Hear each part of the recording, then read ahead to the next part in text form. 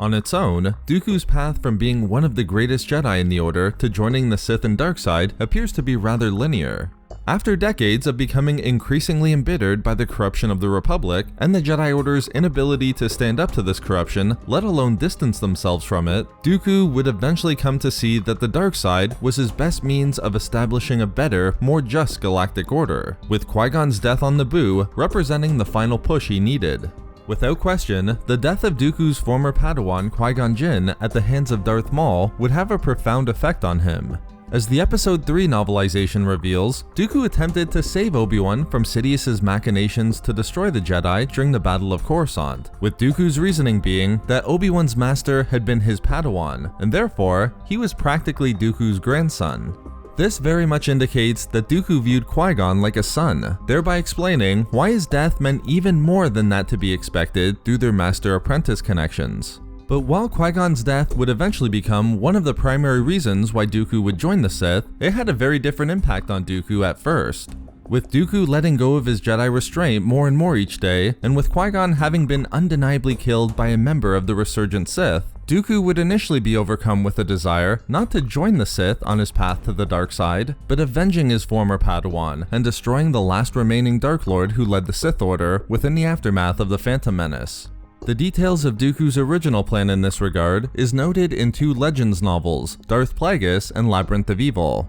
In the Plagueis novel, Dooku admits his initial desire to hunt and kill the Dark Lord to Palpatine himself, when Sidious had not yet revealed his true identity to the Jedi Master. Roughly 1 month after the events of Episode 1, Dooku met secretly with the new Supreme Chancellor Palpatine in the work sector of Coruscant, just after Dooku decided to leave the Jedi Order for good. At first, the conversation touched on things like the works itself and the recent outcome of the Trade Federation's defeat on Naboo. But soon, Palpatine would offer his condolences to Dooku for the loss of Qui-Gon.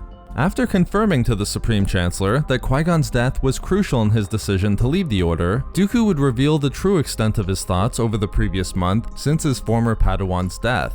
Because, as even Palpatine made note of, Qui-Gon fell to a lightsaber, Dooku didn't attempt to hide his knowledge and genuine anger at the actions of the Sith.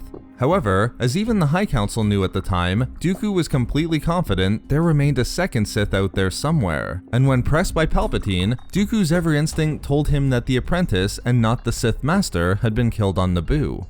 Dooku knew that since the Sith intended to reveal themselves on Tatooine and Naboo, and not attempt to hide their alliance with the Trade Federation, the Sith were declaring war on the galaxy, and therefore, the Sith weren't finished with their interventions, and were more connected to events than it appeared. Fully confident, this meant that there were others within the galaxy who had dealt with the surviving Dark Lord, and he could then extract details from criminal cartels and other similar organizations to uncover the Sith Master's identity.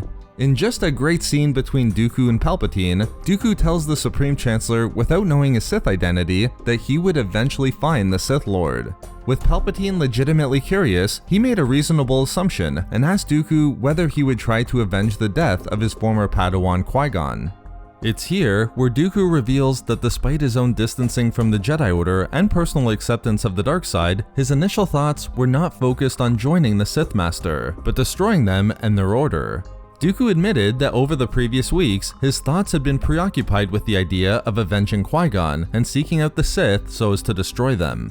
But Dooku's intentions changed completely in the month after the Naboo crisis for two important reasons, which would see Dooku put aside his desire to avenge Qui-Gon and seek an audience with the Sith Master rather than merely attempt to kill them.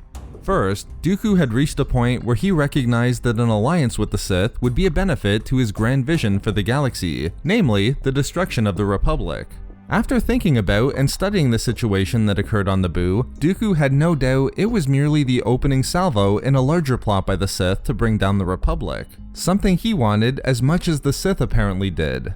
Coupled with the fact Dooku was recognizing he would never be able to achieve the destruction of the Republic by continuing to limit himself and his actions through the Jedi approach to the Force, he knew the dark side would have to be adopted to further his goals for the galaxy.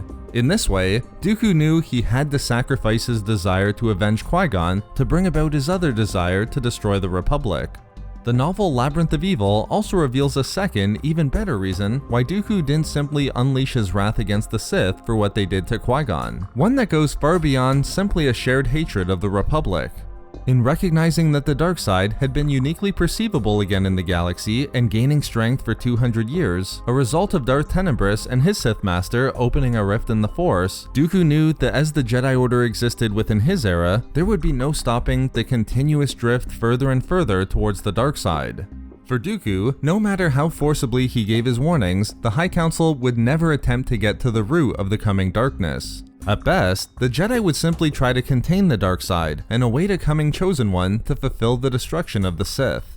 Dooku had to accept a difficult conclusion. Given the weakness and apathy of the Jedi, his killing the remaining Dark Lord, if it could indeed be done, would do nothing to prevent the momentum and advance of the dark side. In such an environment, another Sith Master would eventually emerge, followed by another one, and so on, making Dooku's efforts in upholding the practices of the Jedi worthless.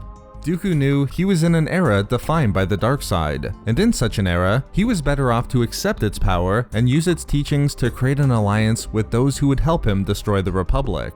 This is exactly the decision Dooku made in the month after the events of the Phantom Menace, but it wasn't an easy one. Dooku had to let go of his desire to avenge Qui-Gon, and given that Dooku himself admitted that these thoughts preoccupied his mind for some time, it couldn't have been an easy decision.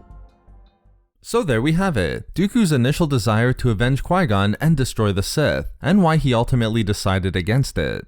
Thank you very much to all of the Patreon members of Star Wars Reading Club, as your support is so greatly appreciated.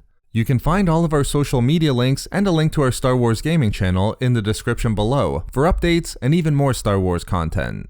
We love making these videos, so why not subscribe for more fun Star Wars theories and discussions. Also, if you enjoyed the video, think about giving a like or leaving a comment. If not for me, for short-term gains.